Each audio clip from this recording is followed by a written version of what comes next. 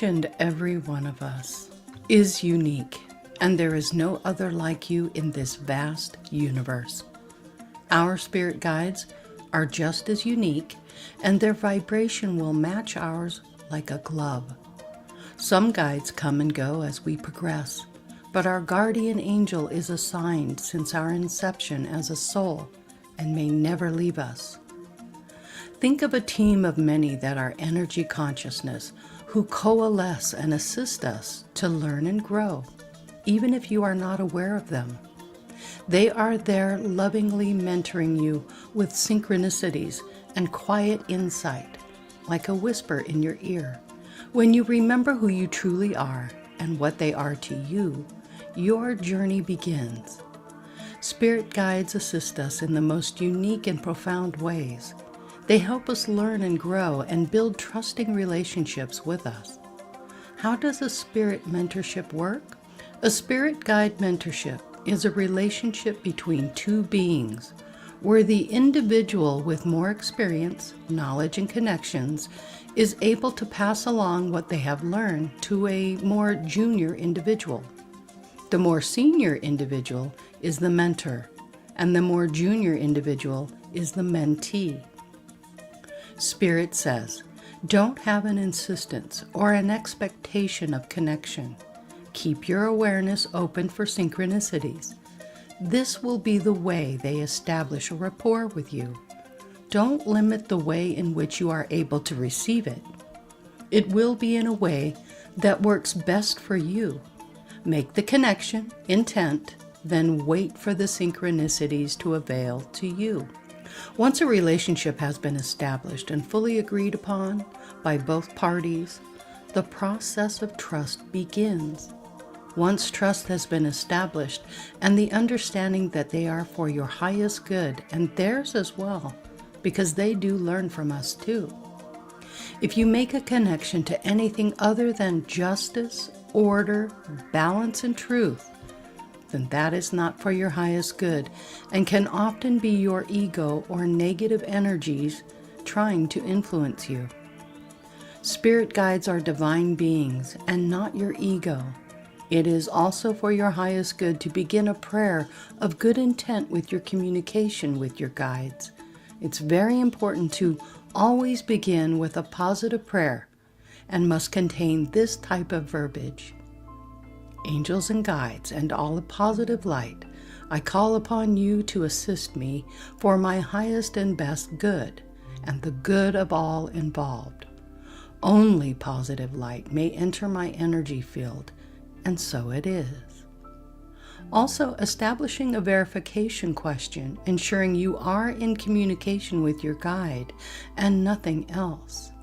You'll begin to navigate your way into a deeper relationship with Spirit, and the mentoring you will receive and what you learn and how deeply they admire you and love you, they are incredibly committed to your growth and expansion.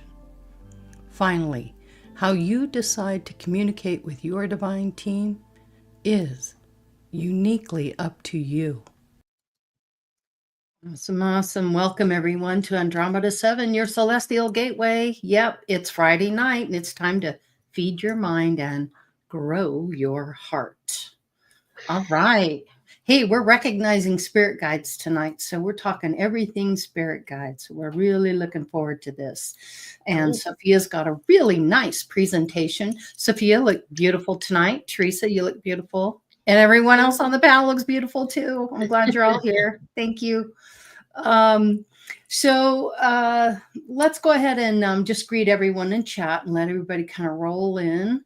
And then we'll get the party started. Scotty boy, yes, good to see you. It's Friday the 13th. Yep, 555. Loving that. Cool. Morgan Snow, good to see you. Hello. Hey, Morgan. Let's see, who else do we have? Elderberry, it's good to see you, Barry Chad. Hope you're doing well. I like your new icon. Nice. Very cool. Barry. Yeah, always good to see you. I can't even see the icon. It's so small. Kind of cool. It's got some cool colors to it. Oh, yeah. You'll have to tell us what that is. Anyway, yep. So let's see. I kind of wanted to get started by just asking each on the panel, who are your guides? How do you communicate with them? And I wanted to start with Nick tonight and then go to Brian. Who are your guides? Are you aware Hmm. of them? How did they make themselves aware? How did you learn how to connect with them? Little bit about your process so that people can understand the differences in how everybody communicates with theirs. For me personally, I have a spirit guide who was a living being, and he is now an archangel, and that's Eric Medhus. So from channeling Eric, I was watching channeling Eric back in the day, right after my dad passed away and ascended, and I was just soaking up everything I could on the subject. And he said that if anyone needed help, just to ask for it, and I did. And he was known to be a prankster. So what he did is he pranked me by turning my TV off Yeah. on and off 4 times, and that got my attention. Let me tell you, that night I was exhausted, exhausted. So he hit me at my lowest, where I didn't have any kind of resistance to it. And so that was interesting to me. And he's been my guide ever since. I started using the pendulum to communicate, and then quickly learned how to discern good spirit from bad spirit and negative energies. Had some really hard lessons, but all in all, I've been doing that since 2018. Wow. Now we're into channeling, and I can pick up thoughts from my guides. And I do a lot of automatic writing and journaling, and that's how I get a lot of my information. And what we do on the show is most of the topics that we pick up are from the spirit guides, or they're driven by the spirit guides, or it's something we've learned that week and we're sharing it with our audience. So yeah, kind of interesting, but that's how I got started with it, and I haven't looked back. And I can do it anyway. I can automatic write, I can pendulum, or I can just sit and meditate and get the messages. So it's pretty cool. But it took a lot of practice and a lot of commitment. And I'm happy to say that I share relationship and spirit, and they help me in every way they can, and I help them in every way that I can. So it's a really nice reciprocation. So anyway, so Nick, how do you communicate, and how did you come about with your spirit guides? Who are they? Um, and what do they mean to you? All right, so I have quite a few guides that I work with. Some are the actual guides, like my joy guide, Mm-hmm. my doctor guide, the core ones. But then besides just your core guide, you can start attracting other types of guides also. Like there's the ascended masters, Mm-hmm. the ones that like the cut of your jib will start sponsoring you. Mm-hmm. And so, like for me in Christian mythos, I have a lot of Uriel and Metatron influence. Then in Egyptian mythos, I have a lot of Thoth uh, influence. That's a powerful guide, Thoth. Yeah. In fact, you and Dalibor shared the same guide. So Mm. it's interesting that you're sitting on the panel here, don't you think? Yeah. Yeah, I do. Or that you're drawn to the show because you used to be in chat a lot, and that's how we started recognizing your interest in it. So that's cool. Right. And then working with Sophia, I learned that I have a few Norse gods that help me out. I have Scotty, Mm-hmm. and I also have Tyr. Those are the main two that pop out a lot. But there's also been Odin, as has has shown himself to me a couple times, and a few others. But then on top of the ascended masters and gods that can help you with guiding you, you also have your spirit animal guides, and Mm-hmm. not just regular animals, but they can also be mythical mythos as well, like griffins and gargoyles and whatnot. So animal wise, I know I have an owl, a squirrel, a blue jay, and a cat. Those are the ones I know of. Oh, and a dog. Then on the mythical end, I'm very dragon focused. Like that's like, I don't know what it is. That's just my affinity. Mm-hmm. Like even one of my energy bodies is a fire infernal type of dragon Mhm. persona. So I have like I've had three. I've had one that's been with me for a very long time, and she has actually helped me survive a lot of near-death experiences. She would, whenever I was in a dire situation, she would be the one that would shout in my head constantly, and then give me instructions on how to get out of it, like to the detail. And I would just listen, and I'm still So here. you connect just through internal verbiage, voice. It was more like she connected to me by force. Okay. Yeah. And you mentioned Odin. Did you get Frigg with that as well? Frigg comes in every now and then, but not as much as Odin. Mm-hmm. Odin, Tyr, and Thor, they're like really loud when it comes to me. I've had conversations with Odin, and it's a very powerful energy, Yeah. very strong, fiery. Wow, don't mess with that energy whatsoever. Kind of reminds me of Megatron. Yeah, yes, in a lot of ways. Yeah, I agree.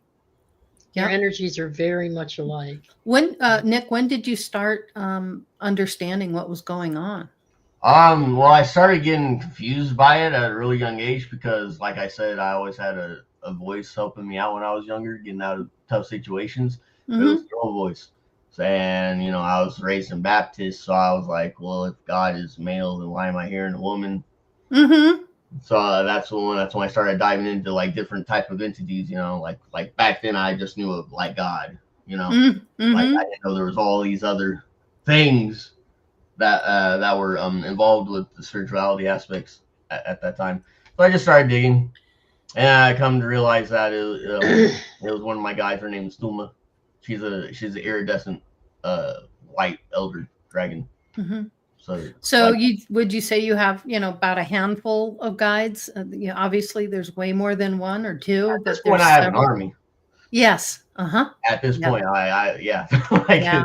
Yeah. like And I once think the more you get involved, the more you learn, yeah, all that is encompassing, and then the new ones come in and you accept their oh, yeah. energies, and yeah. Oh, yeah, and I don't limit myself either. I play on both spectrums. There you So go. yeah, Yeah, you got one foot in, one foot out. I know that yeah, feeling. I yeah, know that feeling well. yeah. Like we woke up the spirit of the house, for example. So Mm-hmm. and while we were fixing it up, I allowed certain fae to I basically did an exchange. I was like, I'll give you space to chill here, so you guys can have a space. In return, you make sure the house doesn't go crazy like it did before. You just hold down the fort. Mm-hmm. And they've helped us with feng shui and stuff. Every time we lose something, the brownies, so they'll give it to us, like Mm-hmm. her with her crochet needles. She's lost Mm-hmm. it, I don't know how many times now, and then here you go, here you go. Oh, wow. It's Very happened with cool. my keys. I was looking for my keys, and then somehow they ended up in my shoe. I'm just like, how that happened? So you had a lot of dark energy at your place when you folks moved in? Did you have a lot of stuff going on? Yeah, due to the circumstances that were happening while we were Okay. gone. Yeah. So those circumstances created this energy, and that was something that you had to kind of, would you say, battle or come to terms with? Well, luckily I had prior experience of clearing out a house, so it wasn't really a battle, and more so like a command. Mm-hmm. It didn't take a lot because I already knew how to do it. Mm-hmm. So I would say prior to that, the first time of doing that, yeah, it gets a little stressful. Yeah. Draining. Right. Yeah. Interesting. So you mentioned dragons as well. What's that like? A lot of power and a lot of wisdom.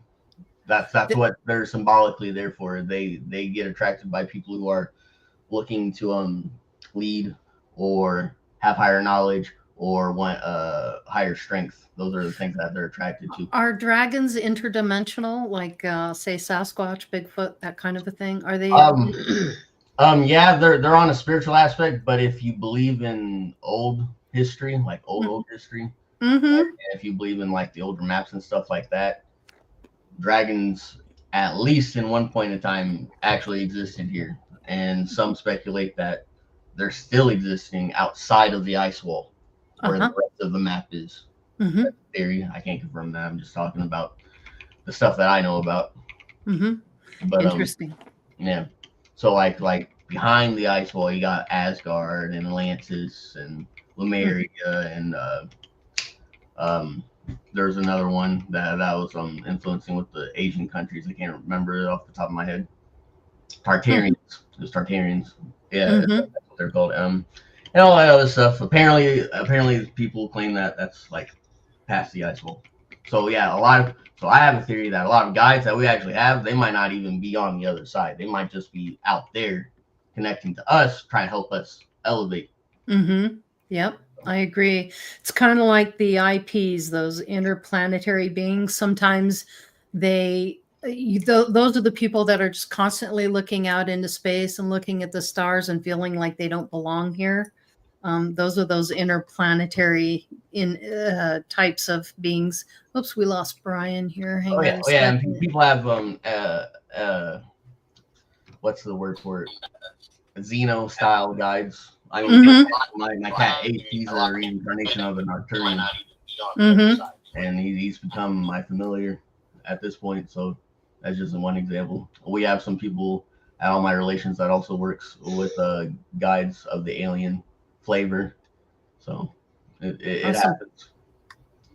Awesome. We hear from Bashar all the time now. Yeah. Oh, yeah. Yeah. We have so many under our belts now. It's like, wow. And they come and go too, as you're needed and as you learn and grow too. Yeah. They come in, they do their part, and then sometimes they'll fall off because they've done all they can for you, or they've served as much as they could serve you with what they know. So yeah. It's interesting how that plays out, and how they help us. Yeah. It's also interesting with my dragon. Like I call them like retainers at this point, but three of them, they came to me. All right, so I had a fire elder, an earth elder, and the iridescent one that I talked about. They've always been around me for a while. But then a circumstance happened where Jasmine was in a very negative headspace and started spiraling. So I summoned three more. I asked God specifically, "Hey, I need three more. I need help now." So what people don't know is a lot of dragons, they actually are like on the Elohim hierarchy, and they're like up there usually. So I got an electric one, a dark one, and an ether one from that instance. Then and then once I started learning how to play with alchemy on an energetic level, I actually conjured and made my own. I made a tropical style one. I temporarily gave it to her best friend. Agrigor, they call it. Is that right, Teresa? Agrigor? Agrigor, yeah. Yeah. Her friend was going through a tough time. She lived in California, so I was like, "Oh, what can I send over there that would like the climate?" And then the first thing that popped into my head was a tropical dragon. I was like, tropical dragon. Oh, that's more like a tulpa. An agrigor is a group consensus. It's an idea of something. Oh. That everybody agrees to, and then a whole society buys into it until it becomes a reality for the whole community, and that becomes a group agrigor. But a tulpa is more of an energy that you create that takes on a form of a type of a being that is often in servitude. Yeah.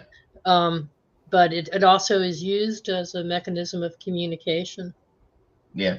Yeah, so basically what happened was it just dawned on me that I can do that. I don't know if it was from a past life or a eureka moment or whatever. Yeah. But anyways, what I did was I condensed a bunch of energy into a dragon egg. And then it became sentient and started talking to me, telling me what it wanted to be named and everything, and what type of dragon, what color, blah, blah, blah. So it told me it wanted to be a tropical dragon because her best friend's in California and the climate matches, right? Right. And then it told me it wanted to be light green and orange. And then, like, as soon as I didn't even tell Jasmine the colors yet, but she got an image of what it looked like. I was like, and then she showed me. I was like, yes, that's exactly what Tropius looks like. And for some reason, I wanted to be called Tropius, which is a Pokemon. So I don't know why I wanted to be called that, but probably my influence as a kid because I was really into that game back then.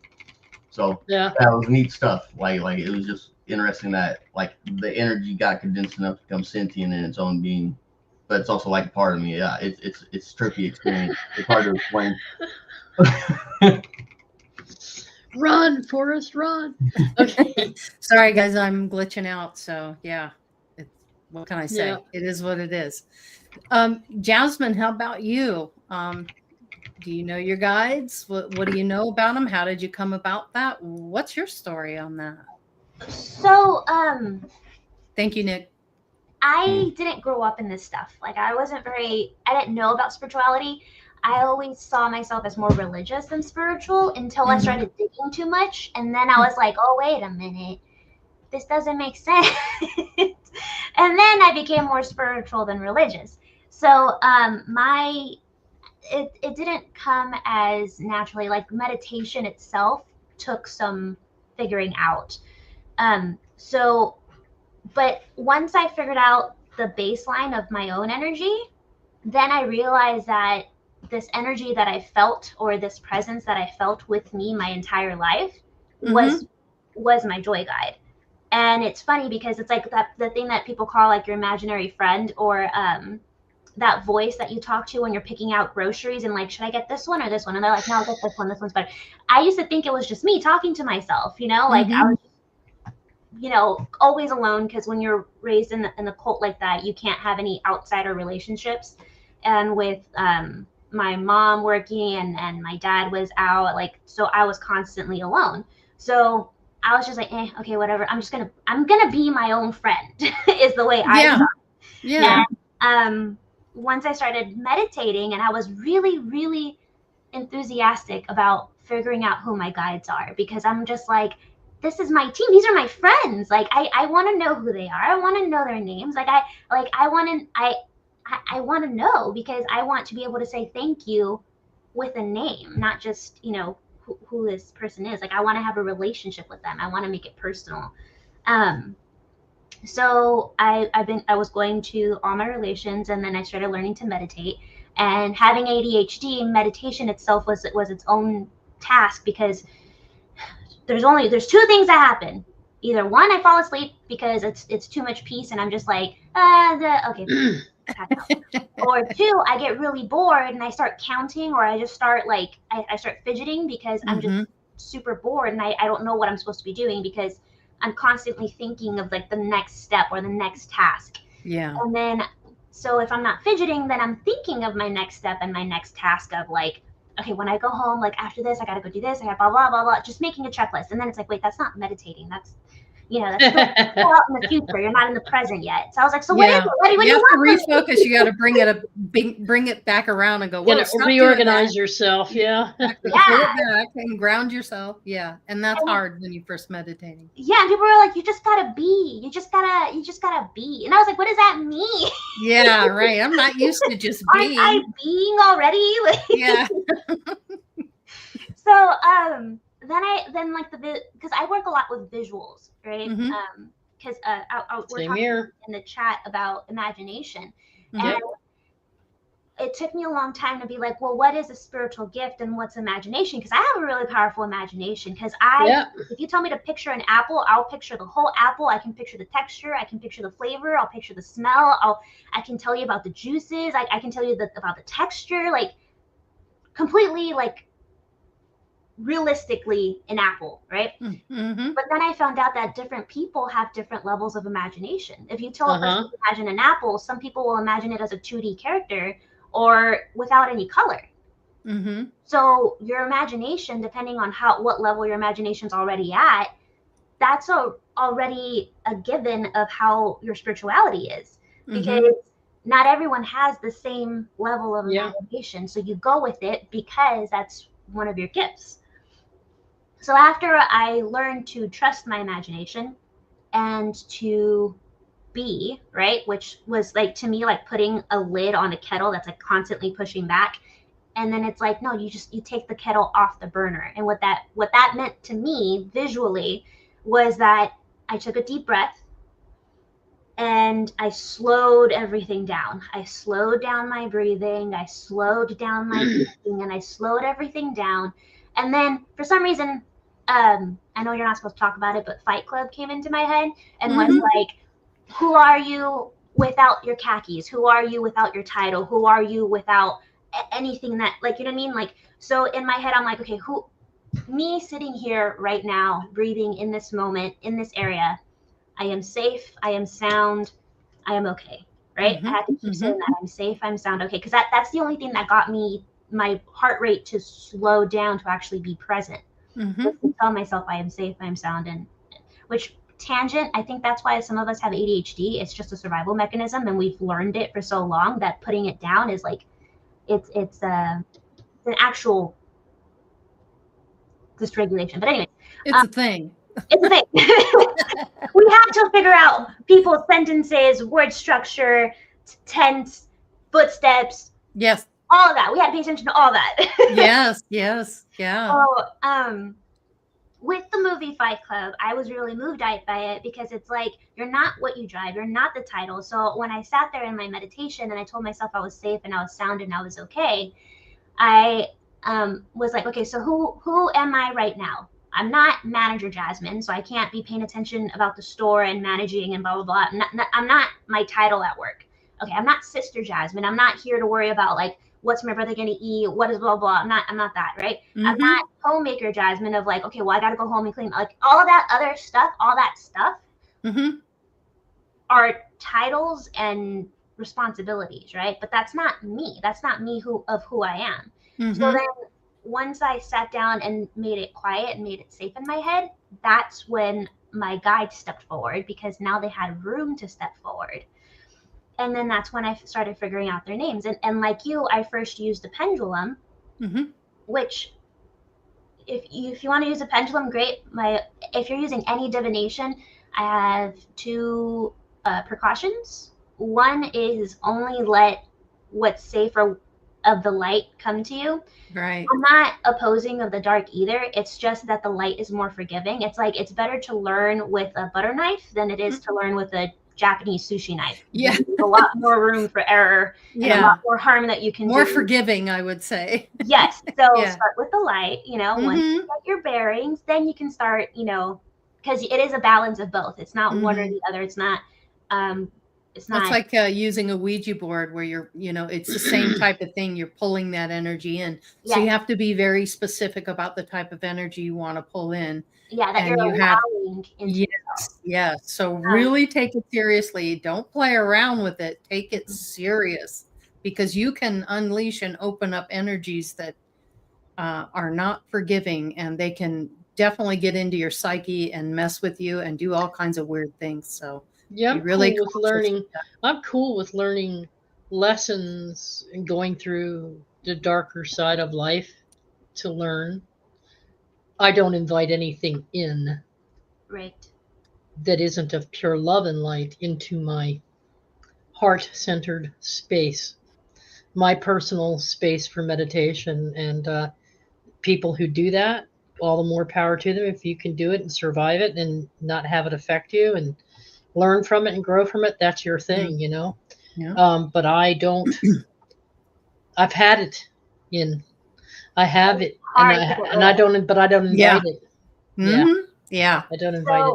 My precautions with the Ouija board, I would not start out with that at all, because anything that's looking at you can see what you're spelling, which is why a pendulum is better, because it stays in your head and it stays in contact with your guides. Right. Not every spirit has privy to your thoughts. Right. So, a Ouija board, anything, a trickster, anything can see what you're spelling. Anything can see.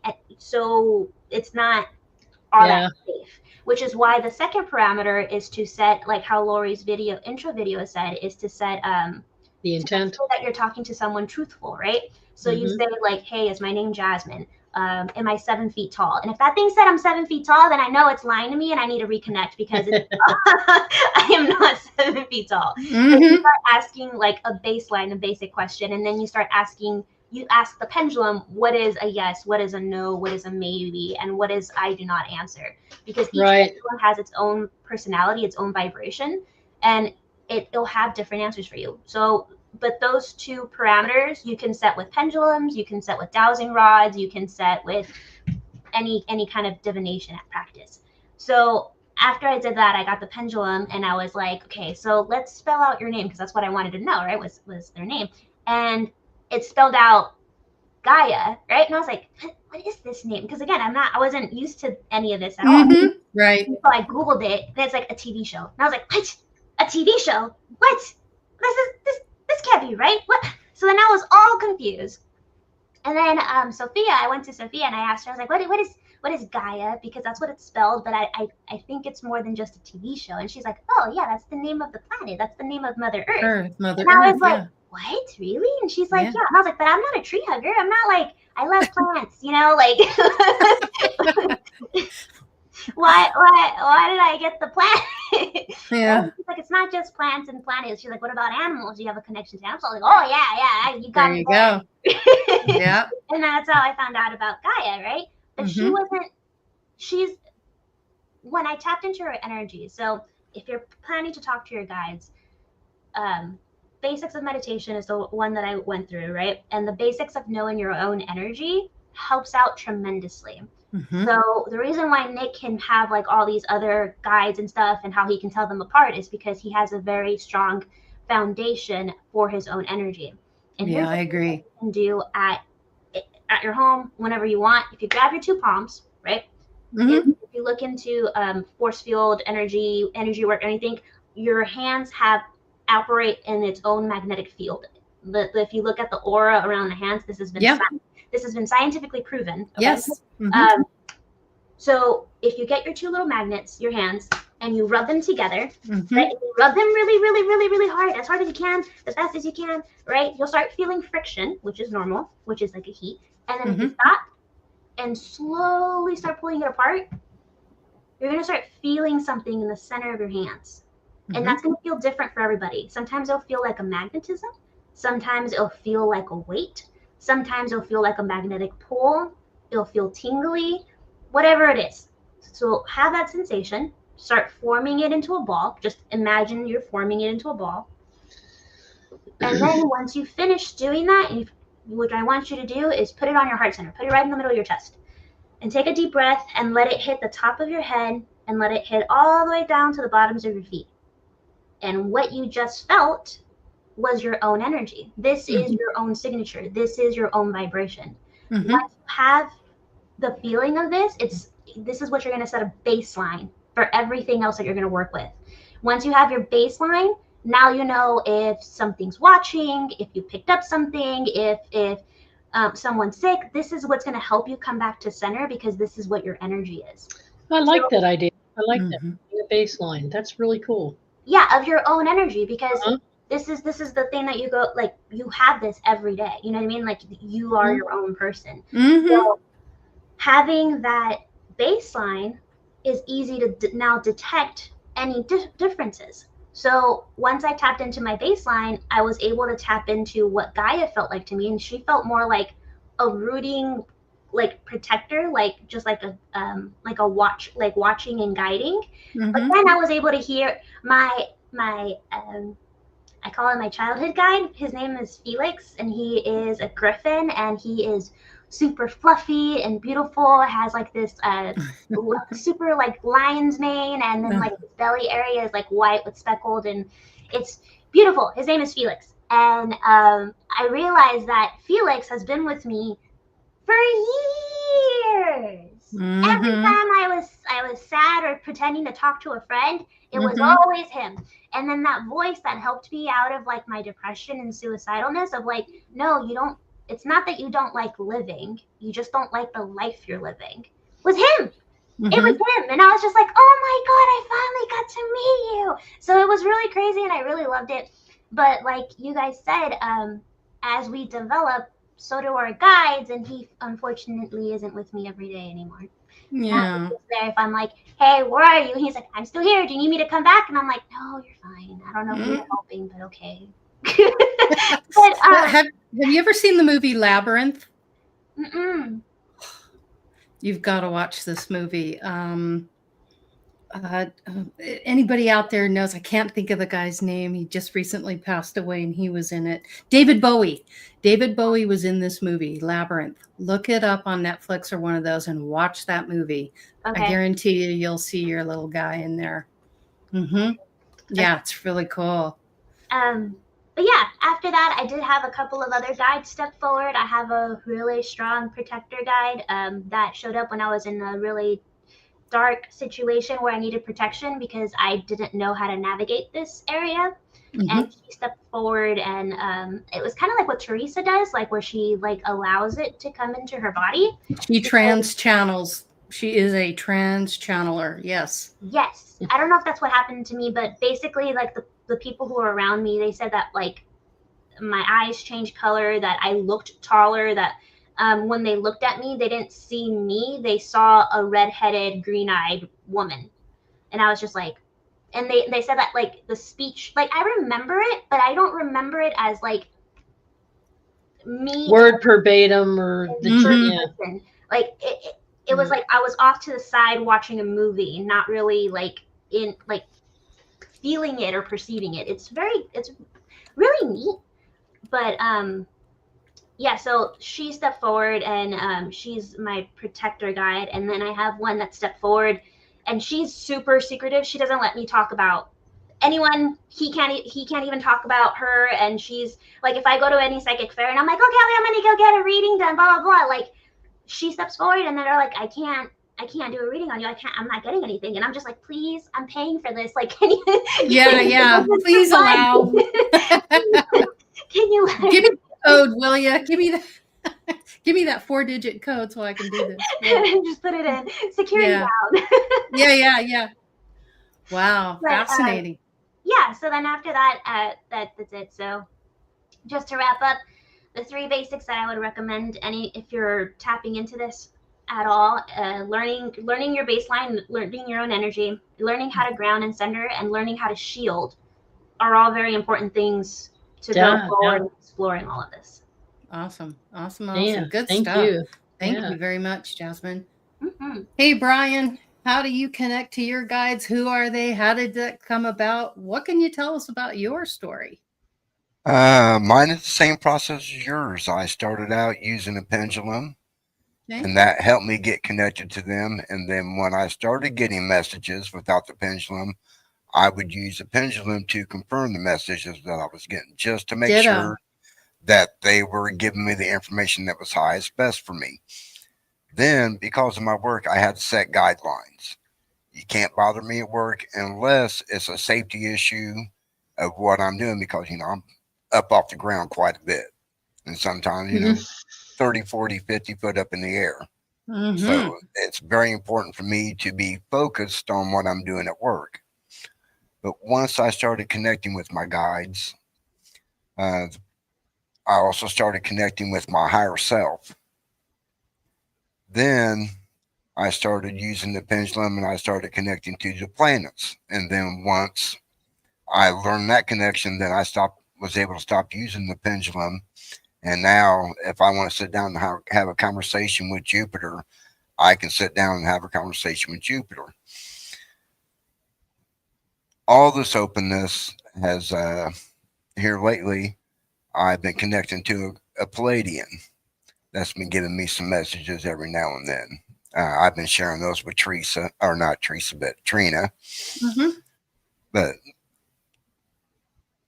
to me, it's been a very eye-opening process of how many people actually really want to help me for my highest and best interest, and has my highest and best interest in their highest and best interest. So it's time for everybody to start doing it. I mean, everything that we've been teaching everybody, showing them how to go inside, heal ourselves, everything that we've been teaching them over the past year and a half, it's time to start putting all that out now. Because connecting with our spirits, guides, and them helping us with this process, that's what's going to help us to ascend. If you start blocking all that out, that your process, you might get there, but it's going to be a lot slower. They're there to help you in this ascension process right now. Are you familiar with any of your guides that have been with you since the beginning? Are you aware of any of those? The only 2 I know of is my alchemist and my joy guide. Once I started to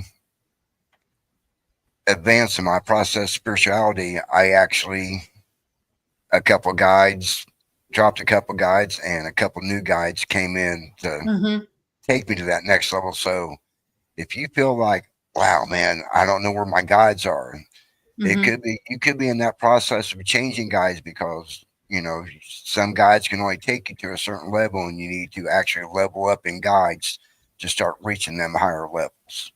Gotcha. Fascinating. So you're, and I've talked to planets too. In fact, on my Pure Love Ascension channel, I did that a long time ago, and I talked to Mars. And I remember asking Mars, is there any life on Mars? And it said, yeah, teeming with life. And fascinating stuff when you get into those. And those energies are extremely powerful because planets are consciousness and conscious beings as well, just as humans and everything else has consciousness. But that is a fascinating way to chat with and learn about things. Cool. Yeah, because Very cool. they can kind of let you know what's actually going on in our solar system. Mm-hmm. Yep, because Especially they're part of it. Yeah, and they especially the refer to outer Gaia planet. as a sister. Yeah, Yeah. and the outer planets, they know more what's going on way out there than what the inner planets do. So they can give us warnings, and they do give us warnings about potential dangers out there that may be coming into our solar system. Yeah. Cool. Very cool. Yeah, it is cool. I want to get to you, Teresa, next, and then we have a presentation with Sophia, and we're going to go through that with her. Okay. But same question for you, Teresa. Of course, I know your story, but can you enlighten the audience as to how you came about all this and your guides? Yeah, sure. It was a gradual unfolding for me over time. Mm-hmm. The very first time I came into contact with a guide, and not knowing fully, because I was a child, I didn't really have a sense of what it was, but it was Great Mother. And I've come to know her now as the Sophia or Earth Mother, the divine goddess, the feminine, the one with wisdom, but also the one who nurtures and cares for you. And she came to me when I was 4 years old and comforted me at times when I needed comfort. Mm-hmm.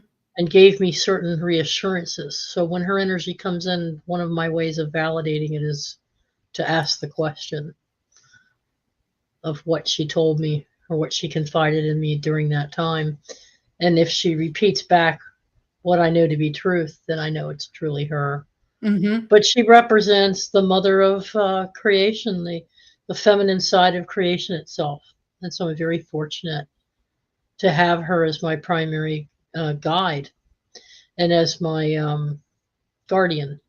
But as time has moved on and I have evolved and grown, and she has brought other guardians in for me. So I have more than one guardian angel. She was the one assigned to me, I guess, through all my life, because I chose a very difficult incarnation this go round. Mm-hmm. And she knew I would need that. So I'm telling you, I had some very close moments, and she was right there as a guardian. But she has brought others in. And as I got older and got more involved in religion and before spiritualism, Mm-hmm. I said, there's got to be more to this than just dogma. There's got to be more to this than just rules.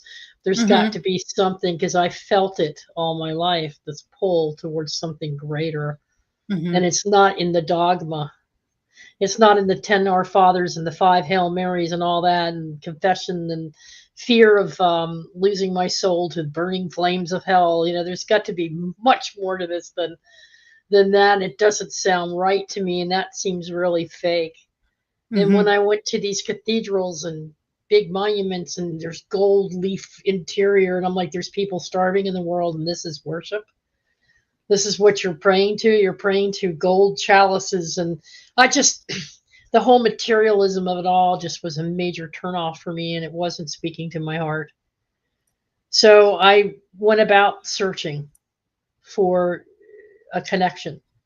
And I thought it was through religions. And so I studied world religions, as you all know. And I learned a lot. Mm-hmm. I learned a lot, and I absorbed only those things that spoke to my heart.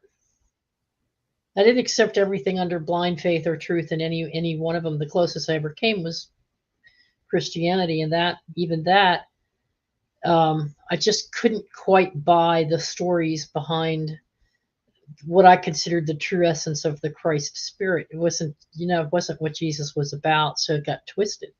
So I'm more, nowadays you would call me esoteric. I'm looking at the esoteric aspects of all of these different world religious beliefs and practices, even pagan, because I have past lives as a pagan, as a druid.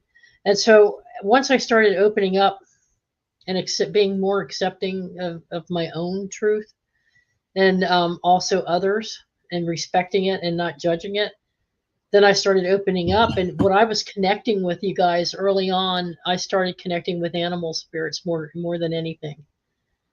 So aside from Great Mother, it was animal spirits. And I discovered what my totem animals were before I ever discovered these other angelic guides or any other frequency.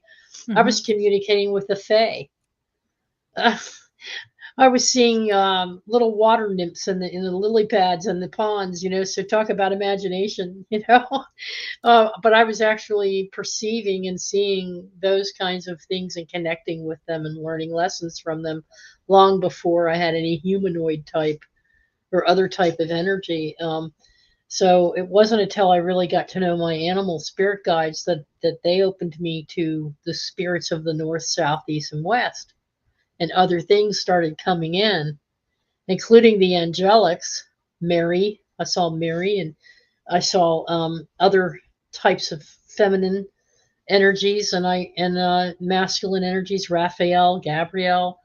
But I didn't have a relationship like our video talks about. It was you that taught me that there was a way to have a relationship with them that went beyond my understanding, because I came from such a stringent background where you almost venerated them like you did God himself. You prayed to the angels. You saw them in a different light, and I didn't feel worthy enough to make contact with them or reach out to them. I didn't call upon the angels, or didn't call upon the ancestors or anything like that. So once I learned about your contact with Eric and how you had a friendship with him, He's like a brother, how he pranked you and how he joked with you, all of a sudden my relationship with Nathaniel, Archangel Nathaniel, and Michael became more personal. I was actually saying, hey, how you doing, buddy? And so Nathaniel started presenting himself to me in a way that he knew I would find the humor in, because Monkey was always my joy guide. If I got into trouble, I mean real trouble, or if I got extremely depressed, or if I got full of anxiety, Monkey would pop up and do all these things to make me laugh. And Monkey would say to me, take it easy, chill, let's go climb a fence, let's go climb a tree. I once hung upside down in a tree by my legs for hours just having fun, because Monkey was taking me out of a bad situation and putting me into a situation where I would find joy. That's how my joy guy worked with me. Well, Nate came along, and Nate would dress up like an older version of Sean Connery, wearing kilts and a tuxedo jacket, with his Scottish accent and his brogue, and so Nate started making me, you want a monkey? I'll give you a monkey. And he just started talking like Sean, and I could see Sean Connery's beard, and I could feel that energy of him. And he still does. He still does. Like if we do something together that's really cool, or if we have a nice program here, or if something good happens to me, like today, or somebody gives me something, it's like he comes in dancing, with in kilts. Why I see Sean Connery in kilts, I do not know, other than the fact that I loved his movies when he was doing James Bond, But this is the I think it's his playful way of you connecting with him, and he enjoys that interaction because he knows, how it affects you. But so he's my primary, and he is my gatekeeper, because he now fills that role of connecting me, helping me to connect with other guides. And so then after that, I started experiencing some other angelics, some of the ascended masters. So I've got, and then we started, after I got used to them, the message was coming through. Why don't you learn how to talk to your higher self? You don't always have to seek one of us. You have a higher self that's in the higher dimensions too. And you come from a conjoined soul that is infused with angelic energy, but you can connect directly to Christos spirit yourself. You can connect directly to. I think it's important for the audience to know too that it's not something outside of you that you're pulling in. It's literally something that's already part of you. You're just tapping into it, into the heart space for it. Right. So it's not outside of you. It's always it's not outside. I know I'm using that. It's just that it's a realm with different dimensions. And it's all from within. So why not start connecting to your past selves and your higher selves? And I started having all the past life memories. And I started learning who these different characters, aspects of my own self is in different realities. And it's like I've got one of my favorites who I consider part of my higher self is Phyla of Macedon. She was partnered with Philip too of Macedon. She identifies really tightly with Aphrodite, and she's even kidding around, Sophia, and telling me, "Hey, Aphrodite and Freya can kick it together." So those two energies, that divine feminine energy, is helping me to keep my feminine balance. Well, at the same time, I have other energies that come in to help me, that are fire angels like Nathaniel and others that give me in Megatron, that give me more of the fire type energy, more the masculine side to balance it out. Gotcha. We have a question here real quick. I don't mean to interrupt, but Marie's asking, how many guides do we have? Well, this is what I'm getting to right now, Marie. It's as many as you want or feel that you need at certain times in your life for different purposes. And so when I put out the intent, sometimes it's not for a specific guide, but sometimes I'm asking the universe. I speak to all, like the prayer that was in the video, if you saw that up front, is I invite in all the spirits of love and light to make connection with me, to help me for whatever my purpose is today, or this week or this month, or to help me with a specific task or activity. And then they come in as needed. And so it can be in the hundreds, or it can be just 2 or 3 that you're used to. But I have higher selves, multidimensional beings, some ascended masters and angelics, including the Holy Spirit, Christos Spirit, Great Mother, Spirit Mother, archangels, and angelics such as Megatron, Michael, Gabriel, Raphael, Nathaniel, Ariel. We have Eric Meadows on our team, and Helena as part of our collective here. Guardians and protectors include some of my ancestors and kindreds.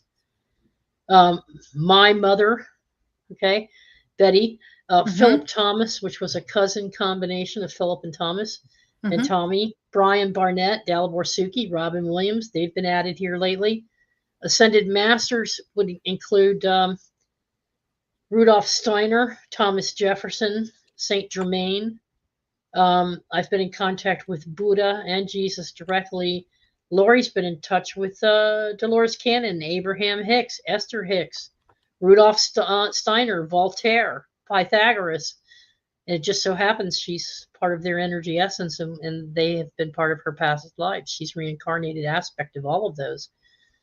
E.T. First Contact Ambassador Bashar, plus all my animal spirits, which is basically lion, bear, dove, swan, owl, snake, raven, eagle. Of course, my squirrel buddy is my number 1. Monkey, dolphin, wolf, turtle, fox. They've all been part of my totem configuration through different phases and aspects of my evolution. And so some will go and some will come based on what I need. So multiple guides. That's how I've broken them down. And some of them are protectors, warriors. Some of them are nurturers. It just depends on what my heart needs and what my soul needs at the time. So, but they've become a collective, and so now Lori and I work together with this collective, and she gets some more direct contact with her, and I get some that are more in direct contact with me. But when we put them together, they coalesce as a single energy, and then they communicate and bring an overall message into us, and Lori then takes that and optimizes it, and that's what you see in the collaborative effort that we do for A7. So, yeah, fascinating. Yep. Yeah, Voltaire is amazing. He came into my meditation this morning, and that was quite fascinating. But Sophia has taken some time, and thank you, Teresa, and she's put together a little presentation, and I thought we would use this last half hour to really go through that. Go ahead, Sophia. I would like to interject a lightweight preamble before we get into the slides, if you don't mind. Sure. A lot of good things have been said, and I really appreciate the different approaches, the different avenues, because just like spirituality and our birth charts, not everything is approached the same way. What's going to work for me isn't going to work for someone else, and there's nothing wrong with that. But our experience is as unique as we are, right? Well, and to the current earth walk that we're on, you know, for instance, if someone's here to edify or to encourage, it's one thing. If you're here to develop mediumship, you're going to have a different type of team. And I feel, because I was listening, Spirit was, of course, you know, working with me and giving me information that may be helpful. I feel that there are as many guides as you can think that there are people as a collective. You can connect with one guide, and that's all that you're connecting with. There's nothing wrong with that. There are some people that don't have names. They just know they're working with Spirit, and that's great too. So what the slides, and then we'll get into that. That's where I'm at right now. And that's the other thing that I wanted to bring up, is to keep it light, keep it lighthearted, keep it healthy, keep it simple. One thing that I have a tendency to do is to fixate on a certain topic. And while it's fun, we still need to keep both feet in the physical and the spiritual world. Stay focused. If you do decide to pursue this or take your interaction with your guides and the elementals, the ancestors, the outer bands, the universal citizens, the totems, be healthy about it. Love yins. Okay, roll that beautiful bean footage. Well, real quick, Nick made a great comment here. Yeah, Nick, it's true. Your ancestors also are your guides. Yes, my father. Yes, many of my ancestors. My mom, my two cousins, Philip and Thomas, are guardians for me. Yeah. Yep. All right. Let me pull up your stuff. Yeah. Pretty cool. All right, Sophia. Let's see. Pulling it up here. Give me just a momentito. JoJo's in the house. Johan Dancing Gypsy. Every time I see her, I think of Johan when Brian Barnett. Yeah. It's good to see you, JoJo. Yeah. I love the name. Yeah, it's so Johan cool. Dancing Gypsy, yeah. Just JoJo. Yeah, she's got a humor to go with it, too. Hi, Mary Wins. Good to see you. Beautiful Mary Wins. Mary. Yeah. Awesome. My sister. All right. There's your footage. All right. So, as a medium and a psychic, and I've always been this way, we all have spirit guides. I was aware of my spirit guides before I had the privilege of interacting with the spiritualist groups.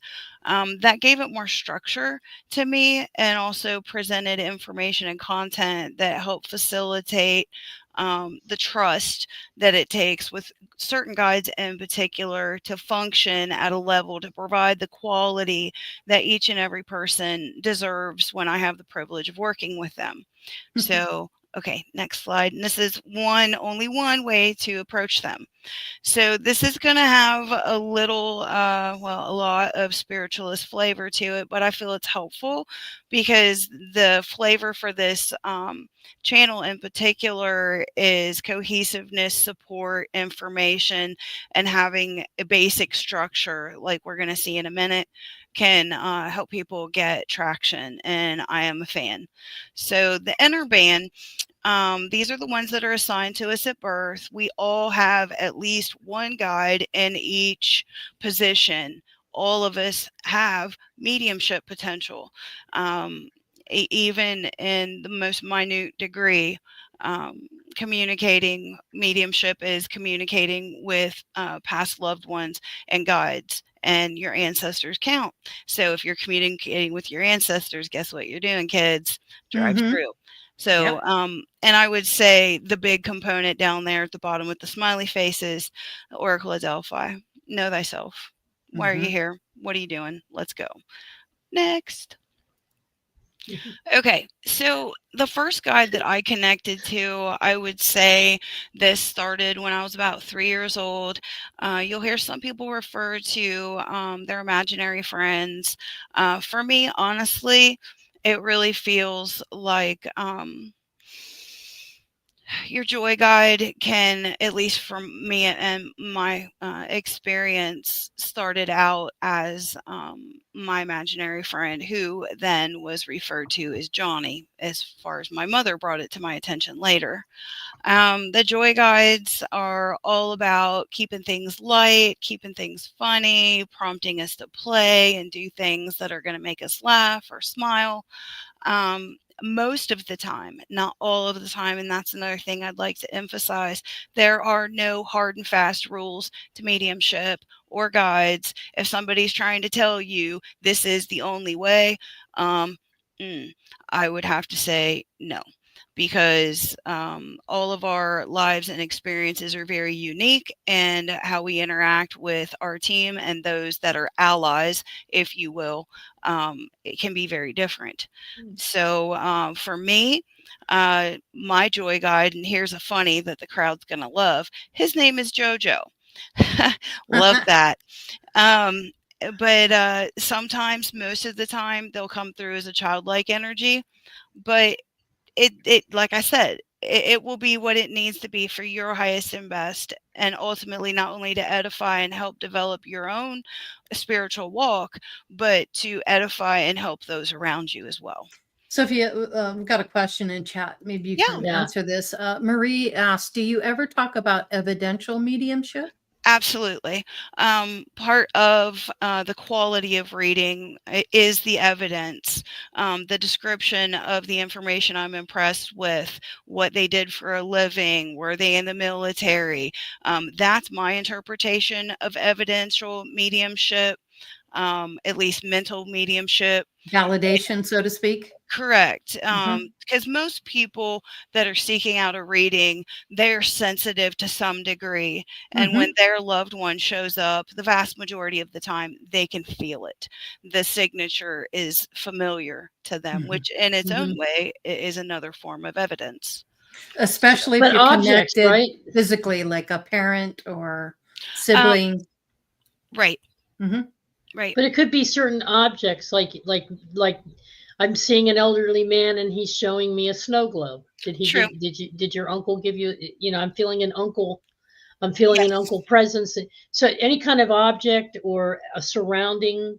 Yep. Or it could be he called you Little Goose when you were younger. 100%, Teresa, on point. The nicknames can come forward. Situations that you experience will come forward. And generally, at least my experience thus far with my gifts and abilities, is they'll speak of something that's going to make you laugh, because they want us to vibrate at the highest frequency that we will allow ourselves. And generally, when you connect with a past loved one, it can be emotional and it can be sometimes sad because you miss them. So generally, the evidence that they're going to bring forward is going to be something that's going to make you chuckle. At least that's how I work with my gift. And when I have the hence joy guide. Exactly. Yeah. So that's about it for the joy guide right now. Okay. And then the next one, your Doctor of Philosophy. So the Doctor of Philosophy for me is connected to the mental body. So a lot of my inspirational speaking, when I'm meditating or writing, I feel that energy come forward. And for me, being Sagittarius, philosophy, and did I spell that wrong? Never mind. No. Philosophy, Okay, cool. no. Okay. You're good. You're good. But anyway, it's I find comfort in wisdom, philosophy. I'm Sagittarius, so those of you that know the zodiac, that's part of what they're all about. So I have a very strong relationship with my philosopher, Doctor of Philosophy. Fun fact, one of the patterns that was established and has benefited me as a platform medium is my joy guide, Jojo, will line up the spirits that are going to come through to minister either in a private setting or in a public demonstration here at camp. But my Doctor of Philosophy is going to work with me. So while JoJo's lining up all the guides and ancestors, that my Doctor of Philosophy is working with me with the symbolism and things like that. So I'm conveying the highest degree of quality to send the messages to who they belong to in a proficient fashion. Yeah, works with the medium to give them symbols and inspiration. It's a relationship. These are my closest guides as far as how I serve with that particular facet of my life. But it's very fulfilling. That's a really important contact. These guides that are philosopher guides, like Voltaire and Pythagoras and even Rudolf Steiner, they play a really important role. True, but then you also have, I mean, you can have a Doctor of Philosophy, at least this is my experience right now, that can have ascended master energy, but it's a delicate balance between what is ascended master energy and who is assigned to you as a Doctor of Philosophy, and making sure that you don't blur those lines. Right. Okay. Yeah, the last thing we want is convolution. I love Mary's question. Were they a doctor in a life? How do they get the title of doctor? Girl, you and I need to hang out because that's three excellent questions in a row. From my experience, my teachings, and understanding, some did have a doctor approach or were scholars or philosophers on their earth walk. So the first question to that is yes, but not always. And how do they get the title of doctor? Some guides in that particular position with a medium, some of them don't like doctor. They're just a philosopher. That comes forward with meditation, contemplation, and the different steps of meditation. So I feel they special on. I mean, they're really honing in on consciousness, knowledge, and wisdom. Right. But Study not the all of them constant are study of that, right? doctors. Not all of them are doctors. Not all of them are men, because sometimes you think doctor, and because of our culture, you're thinking, oh, it must be a guy. Not necessarily. True. Very true. It's not necessarily a medical doctor either. It's a level of it's a layer upon layer upon layer of study, meditation, group discussion. And so they are a doctor of philosophy is the same as a doctorate. It's not a medical doctor like a psychologist or a psychiatrist. It's not a medical doctor. It's a doctor of knowledge based knowledge and wisdom. Yeah. Well, I'm sorry, Sophia. No, you're fine, sweetie. Just kind of like how you have different degrees that you can accomplish. You have different kinds of doctors, different kinds of degrees, and that particular guide is going to be more centered on solidifying what would serve you best to keep you at the highest frequency. As far as philosophy and different types of doctrine or teaching that you're navigating. Do these guides push you or nudge you towards doing more study, more research, more exploration of consciousness? activities? Well, I would say it's more prompting and encouragement, because in my experience, at least with mine, and I will only speak to my experience, they are my allies. There is no bossing, there is no pushing, there's different degrees of suggestion, which I need to consider or may want to consider for my highest development. Well, that's So what I meant. They nudge you to take courses, say, that you wouldn't normally consider taking, but they give you a little nudge or a little yeah, synchronicities, a little messaging going on there the to get you to open up. synchronicities. Yes, Sophia, Yeah. didn't you mention your guides are allies, not employees? that's right. That's right. Because Yeah. if you're having an approach that I would feel, if you're treating them like employees or the puppet master, you're falling into ego, and that can become very toxic very quickly, in my solicited opinion. Mm-hmm. But yes, Mary, or Marie, excuse me, in order to be a guide, which I feel is part of a soul contract, they don't get that job just because they decided or put their hand up. Yes, they do earn that position. Mm-hmm. Specifically with certain people that are doing very delicate things on this plane. Okay. You earn your position with them as well. That is correct. Mhm. And as we develop as individuals throughout our earth walk, I also feel our guides are evolving and transforming and developing. It's Mhm. definitely a group effort, which calls Yep. for a lot of respect as They an learn and grow too from you. Yes, oh correct. yes. Okay, Yeah. next. Okay, alchemist. So, see, this kind of feels like a doctor too, okay? But in my opinion, this is the one that's connected with the physical body. So, we have different spiritual bodies. We're not going to dive into spiritual anatomy or anything like that.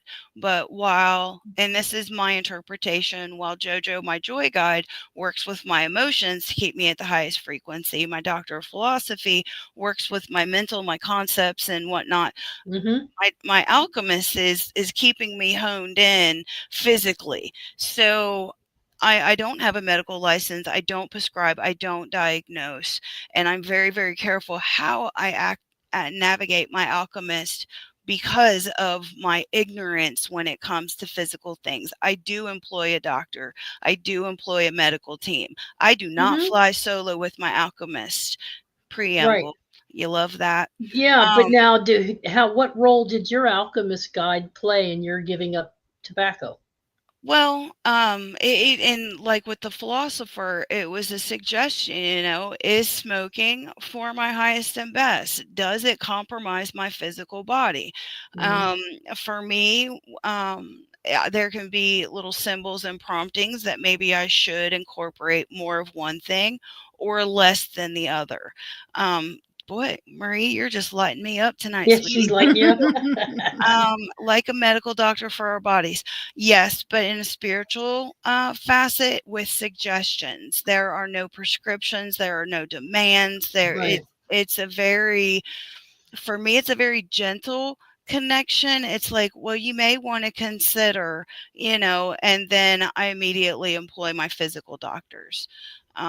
So But they are they working with you on a transformation of one state of your bodily energy into another? Let's take weight loss, or in my case, it might be sugar I management. would agree. Yes. Okay. Yes. I would say that they would have a hand in that. They can prompt us or remind us to make healthier choices. Like Lori said, when I chose to remove nicotine from my life, for my instrument, my body, it was making it more challenging to hold a higher frequency, which was then, and that Mm-hmm. might not be true for everybody. I get Mhm. that. But for me, that was my truth. And in order to honor not only my body, I employed my team. Are you able to ask them to help you To find help find issues? Okay. issues. Um, I would say if you feel something is wrong, This is what I do. If I feel something's wrong, the synchronicities and the symbolism, but I am very proactive Intuitive. with my They health. can scan your body. I've had that happen with myself. They can scan you. Yes. And they can give you scalar energy as well. They can send healing, scalar or Reiki type energy. Yes. That's something that I heard, but my experience, which I'm only speaking to, for me, it's synchronicities. If I start feeling bad, he can use my clairs to make suggestions. Just like I'm just going to leave it at that. I don't want to take up a whole lot of time because there may be more questions. And thank you for asking that, Marie. Yeah. So let's see. And like all guides, in my experience, they're most generally androgynous. I believe if they take on a male or female persona, it's something that will comfort us, because the more comfortable we are, the higher frequency we can hold and obtain. So I feel that they will interact and cater to us, because that at that time is for our highest and best. I have a feeling that mine, if I were to identify them this way as an alchemist, would be Raphael and Great Mother, because he they is work the healing together. angel. And Raphael is the healing angel. He's also on the Lover's card in tarot. So that would be in a very appropriate energy for that position. I would agree with that. Next. Thanks for doing this, Lori. You're the best. So are you, sister. So, my first official introduction from a guide was a protector for me, like the first connection, before I realized that Jojo, my imaginary friend, was actually my joy guide. Before I put that together, it was high school. And for me, the way I navigate my protector, they're connected to all parts of your being, mind, body, soul, and the other aspects of our instrument. They can be Native American. A lot of spiritualists subscribe to them being Native American. And I do agree to that to some degree. But also animals and any kind of entity, kind of like what the Adorables were saying earlier, whatever brings you comfort, whatever promotes safety, if it's dragons, if it's bears, that they are here to support us. And I feel that some limited mindset can, like, it has to be this, it has to be that, can really work against somebody, especially in the age of information and awareness, and dare say the age of Aquarius that we're actively navigating now. But my first guide came forward sophomore year of high school. I was in a very dark place, and was embracing unhealthy concepts of vengeance. So I can't remember exactly how he stepped forward. It was either like a meditation, a vision, or a dream, something like that. It was very weird, if you will. And it just came through like, that's not your job. And I'm just like, hello? I was like, okay, is this the psychotic episode? I'm going to need some evidence. You know, I mean, seriously, it's a delicate balance. It is, because you don't know what you're dealing with till you know. And I believe it was a dream. And then I went to school the next day, and a couple of the people that were somewhat spiritually minded, like I was, brought it up. And I hadn't even talked to them about it. And I'm like, oh, okay. So like putting your toe in the spiritual water. And I'm like, all right. And basically at that point, it's like, you have to let this go. Let me handle it. And it wasn't so much a forgive and forget, because I've never really subscribed to that. I mean, although forgiveness is important, but it was basically like, you have other things to focus your energy on. Retribution and vengeance is not healthy, although it can be very intoxicating, and but now, do they follow you? Do these protectors, do you have the same gnosis that they've been assigned to you and follow you from the beginning of life to from your birth to your death? I believe that there will always be one that is part of my soul contract. And like we had said before, when life shows up, we can get additional ones. But in my experience, we always have one protector. Excuse me. And it just depends on what we need to maintain our frequency, to stay healthy. I feel like I'm saying like repetitive things, but it's very important, because if you get too far down this rabbit hole, convolution can happen and nobody wants that. All right, let me take it a step further. Let me make this a little bit easier for you. All right. Because they all cross over and do. You're walking down a dark alley and your life is in danger because these people are chasing you with knives. Okay. Who shows up for you? Thor? Or well, he is the guardian, but it could be an ancestor, it could be an archangel, it could be your protector. But I feel, at least in my persuasion, when life happens, I give it to them so I can get back to business. So it's like, here I go in faith, holding my highest vibration, knowing that I'm lovingly guided and protected, so I can move forward and not embrace fear, which is one of the lowest, if not the lowest vibration, which with the law of attraction, that can be very, very dangerous very, very quickly. Also being mindful as to where you put your energy and what situations you're going to place yourself in. Thoughts are things, energy follows thought. So say you're in a dark alley, you feel threatened by somebody that has sort of a type of weapon. I mean, one, not relying codependently on your guides. We are the pilot. Right. Our guides, that's why I refer to them as allies. Don't test them. Like, I know in the Bible it says don't test God because, it's disrespectful or whatever.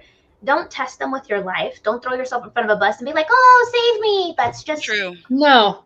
True. But when you're rendered unconscious, good point. I woke up on a railroad track with my head right on and the train was coming, and I was passed out on a railroad track.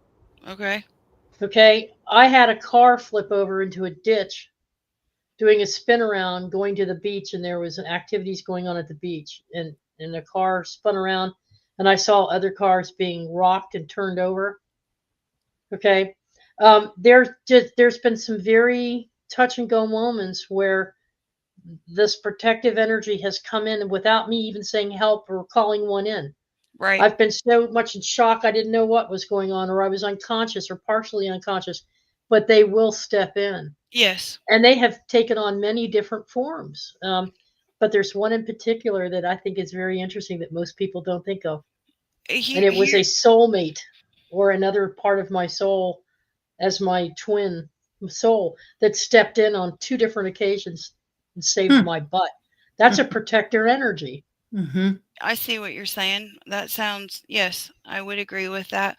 Kind of what I do have one thing that I'd like to say before I get away from it. Kind of like not testing them or not embracing folly or ignorance and arrogance. Come on, there we go. I'm starting to shift because I'm getting okay. So just to let you know, I'm getting this from Eric, my guide, and he said what's really important to remember as well is we're not your ego. That means your spirit guide is not your ego. They are divine beings. Right. But also, we have a physical body on a physical plane. We have free will. In my experience thus far, if you try to control things, that can get ugly. If you're like, if you're like, no, like if you have a protector, your free will sometimes you can get in your own way energetically. And I think that's a very valid point that I'm glad Spirit reminded me to bring up, because if you have a joy guide and they're like, plays, and you're like, I don't want to hear it, cancel, clear, they free will. They're like, well, alrighty then. So you pretty much can inactivate your team with your words, thoughts, and actions. I mean, granted, they're never going to leave you high and dry, but respect, like Jazz says, keep it healthy. And I would say when it comes to keeping negative spirits away, I would say that's our responsibility with the law of attraction. What you think about, you bring about. So I feel, at least the way I've interacted with mine, if I'm like, when I was navigating the loss of my father, grief is very low on the frequency, kind of like with a crystal. You wear a crystal as a bolster, as an ally, right? So if you're going through a lot of grief, I wore a lot of shungite, which is a very purifying black stone. But I'm not expecting the shungite to do what is my job to do. So if you're having a challenging moment, you can call your protectors around you and be like, hey, I'm really having a challenging day. I would like to spend time with you, so they can help you build yourself up. So there's many ways to approach that. Yes, like an affirmation, correct. But in the protecting, aspect. Okay, next. Okay, master teachers. They work with more than just you. Yes, you must share. So, ascended masters, deity, archetype. I feel, and I learned this from a very beloved teacher of mine. Instead of saying alien, which can be off putting, which, hey, whatever works for you, I prefer universal citizen. Because technically, we're all universal citizens, but instead of saying alien, which is foreign and can have a negative connotation, I employ universal citizen because it says, yeah, they're not really from around here, but it's not as off-putting. But that would be a reference to ET interaction. So ascended masters, you have Jesus, Odin, Thor, although Thor can be guardian energy, right? Where Odin can have a philosophical approach. So, but technically, in my experience, those would be considered ascended master energies because they're gods, they're deities. Let's see.